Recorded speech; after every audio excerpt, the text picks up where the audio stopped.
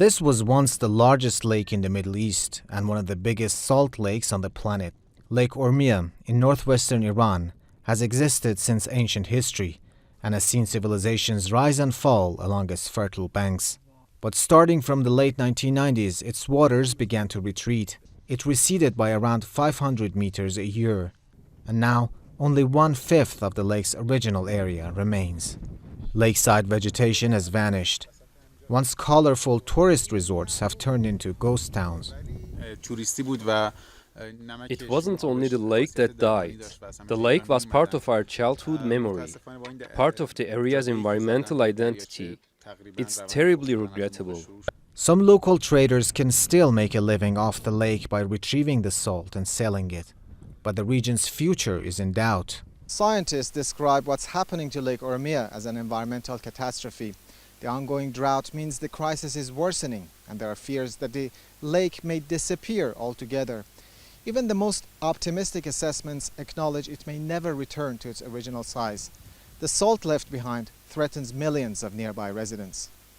The lake bed is still wet, preventing the salt from spreading easily and causing more damage to other communities. Nevertheless, salt storms, especially in summer, have already put the region's agriculture at risk and created health hazards for locals. Salt storms have caused irreparable damage to our crops and our gardens. On top of that, they are causing respiratory problems. Sometimes the wind blowing from the lake carries a stench. All this has made our lives near the lakeside more difficult. Ironically, one of the main reasons the lake is turning into a desert is the government's irrigation projects, which are diverting water for farming and dams. Rising temperatures and an extended drought, which have been blamed on the climate crisis, have also worsened the situation. A UN project to save the dying lake was launched in 2013 with funding from Japan. After some early successes, the program had to be shelved due to US sanctions and a lack of funds from Tehran. There are other reasons like the climate crisis and global heating. Rain has replaced snow, and the average temperature is rising. And at the same time, we have constructed dozens of dams on the rivers of the Urmia Lake Basin.